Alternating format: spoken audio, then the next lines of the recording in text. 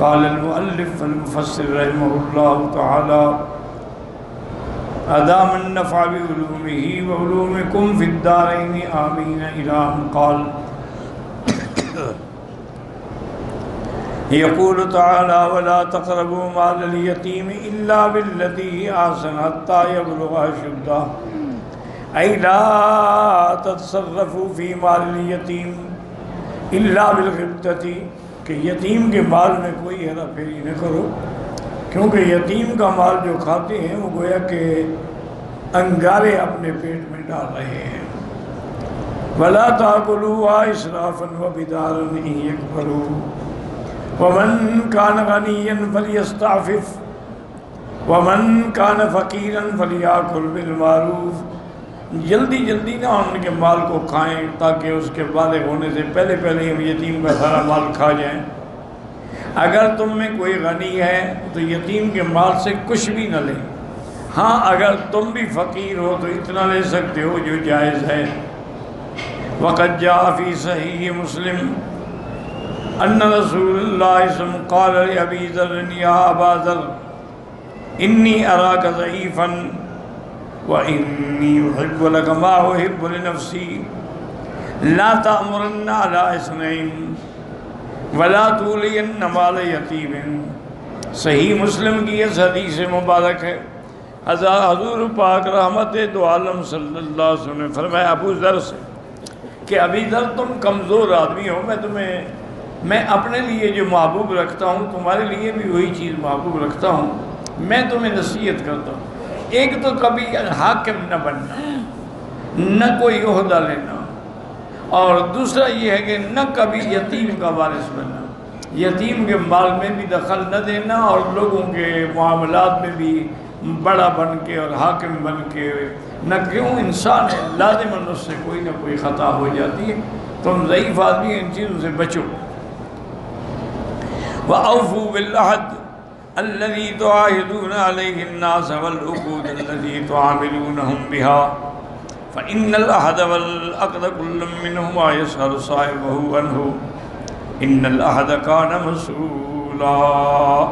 اور اگر کوئی عہد کرو، معاہدہ کرو تو اس کو پورا کرو۔ لازمی بات ہے کہ اگر تم نے کسی لوگوں سے عہد کیا ہے یا تمہاری ان کے ساتھ کوئی عقد ہے، کوئی بیع شراء ہے، کوئی چیز ہے جو طے ہو، اس کو ہر حال میں پورا کرو، چونکہ عہد اور عقد کے بارے میں قیامت میں سوال کیا جائے گا کہ تم نے جو عہد کیا تھا اور تم نے جو عقد کیا تھا وہ پورا کیا یا نہیں کیا۔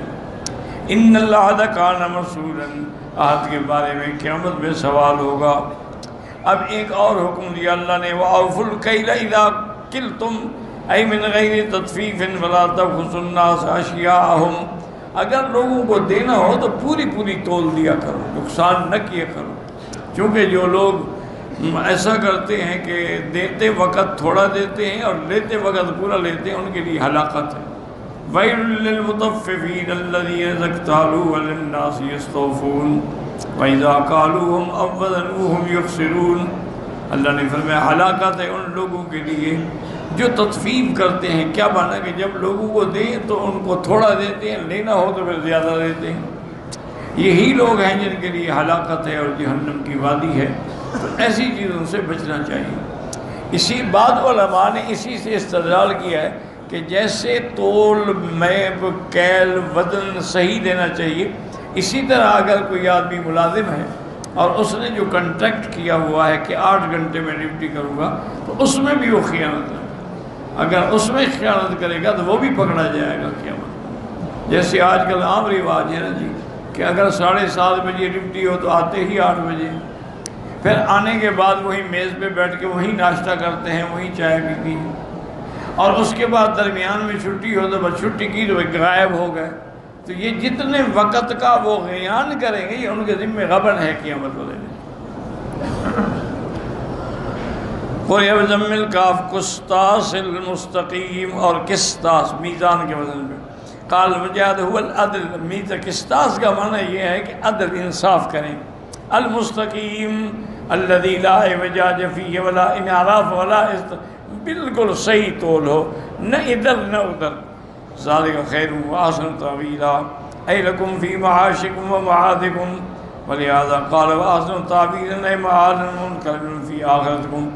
یہ انصاف جو ہے دنیا میں بھی تمہارے لیے بہتر ہے، تمہارے معاشی معاملات اور زیادہ بہتر ہو جائیں گے، تمہارا اقتصاد اور زیادہ بہتر ہو جائے گا، اور آخرت میں بھی تمہارے لیے یہ بہتر ہے.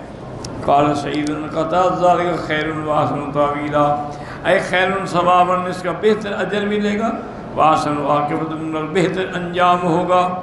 ابن عباس نے کہا یقول یا معاشر الموالی انکم ولیتم امرین بہما ہلک الناس قبلکم. حضرت ابن عباس خطاب کرتے تھے کہ اے موالی، چونکہ موالی لوگ جو تھے نا وہ بھی ماشاءاللہ اسلام میں آ کے ان کو بھی عزت ملی اور وہ بھی بڑے اقتدار پہ آئے. آپ نے فرمایا تم سے پہلے جو لوگ تھے ان دو وجوہات سے ہلاک ہو گئے، حاضر المکیال و حاضر المیزان، یہ کیل اور یہ میزان، اسی میں وہ کھوٹ کرتے تھے تو برباد ہو گئے. قال ذکرنا ان نبی اللہ علیہ الصلوۃ والسلام کان یقول لا یقدر رجل علی حرام سمیرہ لیس به الا مخافۃ اللہ الا ابدلہ اللہ به فی عاجل الدنیا قبل الآخرۃ ما هو خیر له من ذلک. میرے آقا نے ارشاد فرمایا کہ کوئی آدمی ہے اس کو حرام کرنے پر طاقت بھی ہے، فرصت بھی ہے، لیکن اللہ کے ڈر سے چھوڑ دیتا ہے تو اللہ تبارک و تعالیٰ اس کو دنیا میں بھی اچھا اجر دیں گے اور آخرت میں بھی اللہ تعالیٰ اچھا اجر عطا فرمائیں گے کہ اس نے اللہ کے خوف سے گناہ چھوڑ دیا. اور فرمایا وَلَا تَقْفُ مَا لَيْسَ لَكَ بِهِ عِلْمٌ إِنَّ السَّمْعَ وَالْبَصَرَ وَالْفُؤَادَ كُلُّ أُولَٰئِكَ كَانَ عَنْهُ مَسْئُولًا. قال علی بن ابی طلحہ بن باز یقول لا تقف لا تقل، ایسی بات نہ کرو جو جھوٹی ہو، غیبت نہ کرو. لا ترمی احد بما لیس لک بہ علم، کسی کے بارے میں ایسی بات کرو جس کا تمہیں علم ہی نہیں، ایسے کہتے رہو، یہ بالکل گناہ ہے. وقال محمد بن حنفیہ شہادت الزور، یعنی جھوٹی گواہی دینا. وقال کہتا لا تقل رأیت ولم ترى، یہ بھی نہ کہا کہ اچھا جی میں نے یہ بات دیکھی حالانکہ آپ نے نہیں دیکھی ہوتی. سمیت ولم تسمع، حالانکہ میں نے سنی حالانکہ تم نے نہیں سنا ہوتا. وعلمت ولم تعلم فإن اللہ تعالیٰ سائلک عن ذلک کلہ، ہر چیز کا قیامت میں سوال ہوگا. ومضمون ما ذکروا ان اللہ تعالیٰ نہا عن القول بلا علم بل بالظن الذی هو التوہم والخیال، بغیر علم کے کوئی بات نہ کرے، بلکہ ایک صحیح حدیث مبارک ہے کہ میرے آقا نے سرکار دو عالم نے فرمایا کہ مسلمان کی نشانی یہ ہے کہ من سلم المسلمون عن لسانہ و یدہ، کہ جس سے مسلمان اس کی زبان اور ہاتھ سے محفوظ رہے. یہ نشانی ہے مسلمان کہ لوگ اس کی زبان سے بھی اور ہاتھ سے بھی. اصل میں دیکھیں کہ میرے آقا نے یہاں دو چیزوں کا ذکر کیا ہے کہ زبان سے اور ہاتھ سے.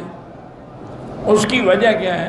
وجہ یہ ہے کہ اکثر معاملات جو ہیں انہی چیزوں سے ہوتے ہیں، پکڑنا، دینا، چھیننا، چھوڑنا، یہ سب ہاتھ سے ہوتا ہے. تو جب آدمی ہاتھ سے کوئی عمل کر رہا ہوتا ہے تو زبان بھی ساتھ میں بات کر رہی ہوتی ہے. اس لیے اللہ نے فرمایا جو ان چیزوں کو محفوظ کر رہے گا تو وہی صحیح مسلمان. اور اب علماء نے یہ بھی لکھا ہے کہ جیسے روح المعانی میں لکھا ہے انہوں نے کہ اللہ کے نبی نے یہاں فرمایا لسان ہی و یدہ، زبان پہلے اور ہاتھ بعد میں. اس کی کیا وجہ ہے؟ تو اس کی وجہ علماء نے فرمایا کہ زبان کا جو تیر ہے نا وہ زخم مندمل ہی نہیں ہوتا، ہاتھ کا لگا ہوا زخم تو ٹھیک ہو جاتا ہے. جیسے کہ متنبی شاعر نے کہا تھا جراحات السنان لا تیام ولا یلتام ما جرح اللسان، تینوں کے زخم تو چھوٹ جاتے ہیں لیکن زبان کے زخم نہیں چھوٹتے. اس لیے آپ نے زبان کو مقدم کیا ہاتھ پر کہ اپنی زبان سے اور اپنے ہاتھ سے لوگوں کو محفوظ رکھیں. اور بعض علماء نے فرمایا کہ اس کی وجہ یہ ہے کہ ہاتھ سے تو چلو مشکل تھا، زبان سے بات کرنا جو بڑی آسان ہوتی ہے، اس لیے آدمی زیادہ جھوٹی باتیں کر لیتا ہے. تو یہ بہت بڑا گناہ ہے. اللہ تبارک و تعالی ہر مسلمان کو اس سے محفوظ رکھے. اگر آپ ایک بات نہیں جانتے ہیں کیوں کہتے ہیں کہ میں جانتا ہوں؟